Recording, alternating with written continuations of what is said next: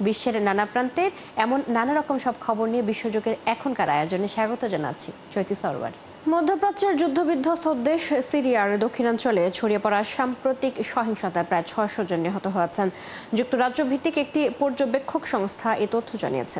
এরই মধ্যে সৈদা অঞ্চলে সিরিয়ার সরকারি বাহিনীর উপস্থিতি মেনে নেবে না বলে আবারও হুঁশিয়ারি দিয়েছেন ইসরায়েলের প্রধানমন্ত্রী বেনিয়ামিন নেতানিয়াহু।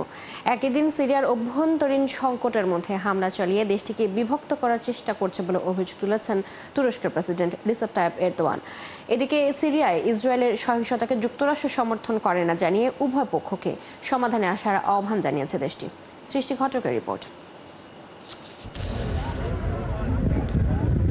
সিরিয়ায় শুরু হওয়া সাম্প্রতিক সহিংসতার জেরে দেশটির সুয়েইদা থেকে পরিবার নিয়ে পালিয়ে যাচ্ছে বহু বেদুইন পরিবার। তারা জানিয়েছে বৃহস্পতিবার সেখান থেকে সরকারি বাহিনী সরে যাওয়ার পর দ্রুজরা বেদুইনদের লক্ষ্য করে যে হামলা চালাচ্ছে তা থেকে রক্ষা পেতেই বাড়িঘর ছেড়ে দেরা অঞ্চলের দিকে পালাচ্ছেন তারা। আমরা জানতাম না সেনারা সরে যাচ্ছে, কেউ বলেনি আমাদের। দ্রুজরা হঠাৎই আমাদের উপর হামলা চালায় এবং একের পর এক মানুষ ধরে জবাই করা শুরু করে। নারী শিশু কাউকেই রেহাই দেয়নি তারা। ওরা শিশুদেরকে যেভাবে হত্যা করছে তা নিজের চোখে দেখে কেউ সুস্থ থাকতে পারে না। এটা সহ্য করার মতো না। গত রবিবার থেকে দ্রুজ ও বেদুইন গোষ্ঠীর মধ্যে শুরু হয় সহিংসতা। সোমবার দেশটির সরকারি বাহিনী সেখানে প্রবেশ করে শৃঙ্খলা ফিরিয়ে আনতে চেষ্টা করে, কিন্তু তাতে পরিস্থিতি আরও জটিল হয়ে ওঠে। এরই মধ্যে দ্রুজদের সমর্থনে সিরিয়া জুড়ে ধ্বংসযজ্ঞ শুরু করে ইসরায়েলি সেনারা। ভয়াবহ এই সহিংসতায় এখন পর্যন্ত 6 শতাধিক মানুষ নিহত হয়েছে বলে জানিয়েছে যুক্তরাজ্য ভিত্তিক সংস্থা SOHR। সংস্থাটি জানায় নিহতদের মধ্যে 300 জনই ধর্মীয় সংখ্যালঘু দ্রুজ গোষ্ঠীর সদস্য, আর তাদের মধ্যে 146 জন যোদ্ধা এবং 154 জন বেসামরিক নাগরিক। এরই মধ্যে সোয়েদায় সিরিয়ার সরকারি বাহিনীর কোনো উপস্থিতি ইসরায়েল মেনে নেবে না বলে হুঁশিয়ারি দেন দেশটির প্রধানমন্ত্রী বেনিয়ামিন নেতানিয়াহু। তবে সিরিয়ার অভ্যন্তরীণ সংকটের মধ্যেই ইসরায়েল হামলা চালিয়ে দেশটিকে আরও বিভক্ত করার চেষ্টা করছে বলে অভিযোগ তুলেছেন তুরস্কের প্রেসিডেন্ট রিসেপ তাইয়েপ এরদোয়ান। এদিকে মার্কিন পররাষ্ট্র দপ্তরের মুখপাত্র ট্যামি ব্রুস জানান, ট্রাম্প প্রশাসন এই হামলার পক্ষে নয় এবং উভয় পক্ষকে উত্তেজনা কমিয়ে কূটনৈতিক পথে অগ্রসর হওয়ার আহ্বান জানানো হয়েছে। এই বর্বরোচিত হামলার প্রতিক্রিয়া জানিয়েছে চীনও। তারা সিরিয়ার সার্বভৌমত্ব ও ভৌগোলিক অখণ্ডতা রক্ষার জন্য বিশ্ব সম্প্রদায়কে আহ্বান জানিয়েছে। পাশাপাশি জাতিসংঘের মহাসচিব অ্যান্তোনিও গুতেরেস সিরিয়ায় ইসরায়েলের চলমান হামলায় গভীর উদ্বেগ প্রকাশ করে ইসরায়েলকে হামলা বন্ধের আহ্বান জানিয়েছেন। সৃষ্টি ঘটক, ৭১।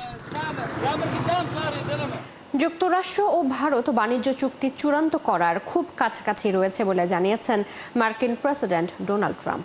হোয়াইট হাউসে সাংবাদিকদের ট্রাম্প এই কথা জানান। তিনি বলেন, এই চুক্তির আওতায় ভারত বাজার উন্মুক্ত করবে। সংবাদ মাধ্যম রয়টার্স জানায়, বাণিজ্য চুক্তি নিয়ে আলোচনার জন্য চলতি সপ্তাহে ভারতের একটি প্রতিনিধি দল ওয়াশিংটনে অবস্থান করছে। এর আগে গত মাসে ভারতীয় কর্মকর্তাদের একটি দল আরেক দফা আলোচনার জন্য ওয়াশিংটনে অবস্থানের মেয়াদ বাড়িয়েছিল। চলমান আলোচনার মধ্যে ভারত ও যুক্তরাষ্ট্র দুই পক্ষই একটি চুক্তিতে পৌঁছানোর বিষয়ে আশাবাদী ছিল। গত মঙ্গলবার চুক্তিতে পৌঁছানোর বিষয়ে একটি ইঙ্গিত দিয়েছিলেন ডোনাল্ড ট্রাম্প। গত 2 এপ্রিল বিভিন্ন দেশের উপর উচ্চ হারে শুল্ক আরোপ করেন ট্রাম্প। ভারতের উপর আরোপ করা হয় 27% শুল্ক। পরে 9 জুলাই পর্যন্ত ওই শুল্ক স্থগিত করে ওয়াশিংটন। এ সময়ের আগে পর্যন্ত দেশগুলোকে যুক্তরাষ্ট্রের বাণিজ্য চুক্তির জন্য আলোচনার সুযোগ দেওয়া হয়, যদিও পরে এই সময়সীমা 1 আগস্ট করা হয়েছে। যুক্তরাষ্ট্র শিগগিরই বিশ্বের জনপ্রিয় কোমল পানীয় কোকা-কোলার স্বাদ বদলাতে যাচ্ছে। এখন থেকে দেশটিতে কোকা-কোলা তৈরি হবে আখের রস থেকে প্রস্তুতকৃত চিনি দিয়ে। বুধবার নিজের সামাজিক যোগাযোগ মাধ্যম ট্রুথ সোশ্যালে পোস্ট করা এক বার্তায় প্রেসিডেন্ট ডোনাল্ড ট্রাম্প এই তথ্য জানান। ট্রাম্প জানান, যুক্তরাষ্ট্রে আখের রস দিয়ে কোকা-কোলা তৈরির ব্যাপারে কোম্পানিটির কর্মকর্তাদেরকে তিনি বলেছেন এবং তারা তাতে সম্মত হয়েছে। এদিকে ট্রাম্পের এই ঘোষণাকে স্বাগত জানিয়েছে কোকা-কোলা কোম্পানি। এক বিবৃতিতে কোম্পানির পক্ষ থেকে বলা হয়, এ ব্যাপারে শিগগিরই আরও বিস্তারিত তথ্য জানানো হবে। বর্তমানে মেক্সিকো, ব্রিটেন, আফ্রিকা এবং মধ্যপ্রাচ্যের দেশগুলোতে কোকা-কোলা তাদের পানীয়তে আখের রস দিয়ে তৈরি চিনি ব্যবহার করে। একসময় যুক্তরাষ্ট্র আখের রসে চিনি ব্যবহার করা হতো, কিন্তু 1985 সাল থেকে ওই চিনি ব্যবহারের পরিবর্তে কর্ন সিরাপ ব্যবহার করে পণ্য তৈরি করা শুরু করে কোকা-কোলা।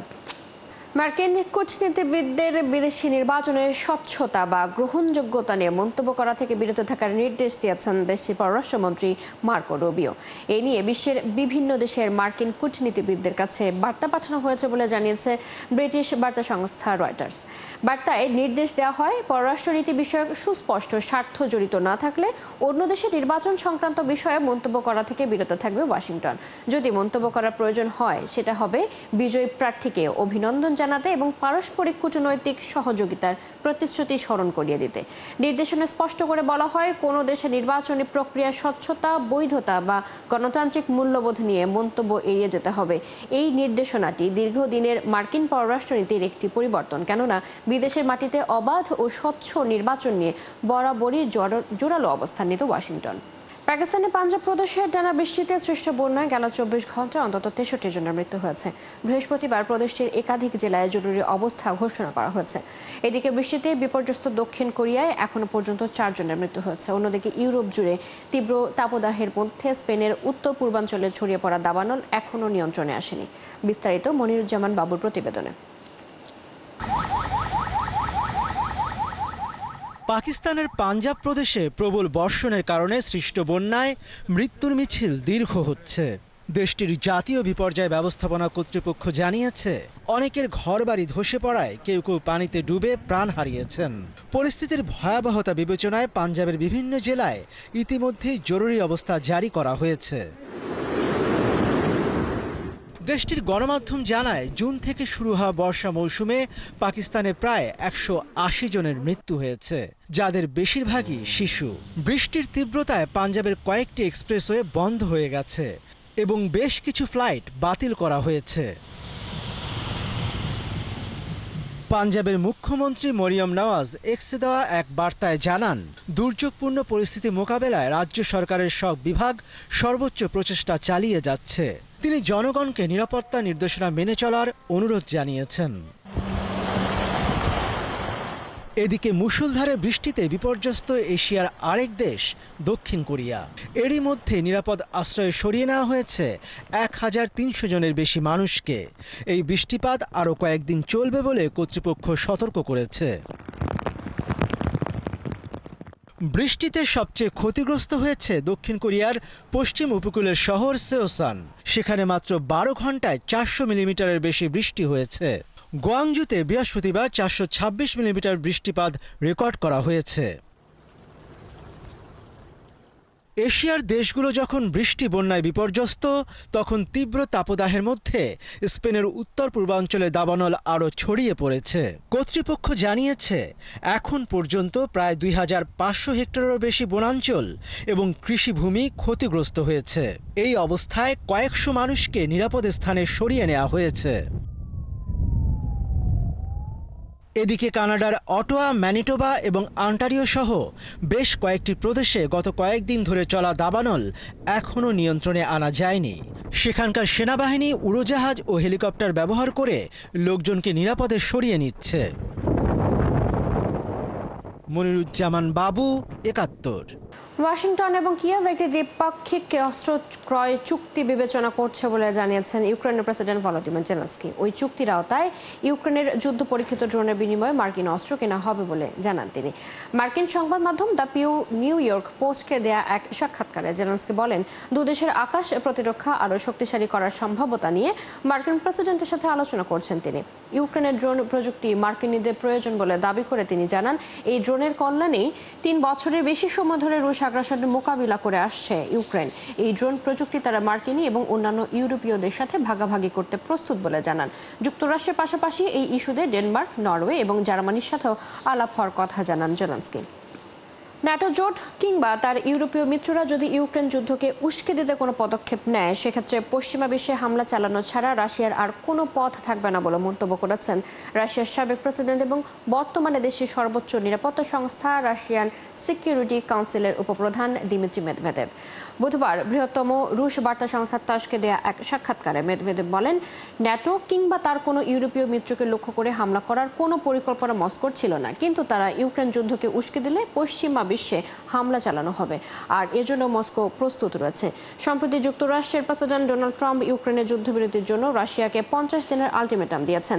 এই সময়সীমার মধ্যে যদি যুদ্ধবিরতি না হয় তাহলে রাশিয়ার উপর কঠোর নিষেধাজ্ঞা জারির হুমকিও দিয়েছেন তিনি।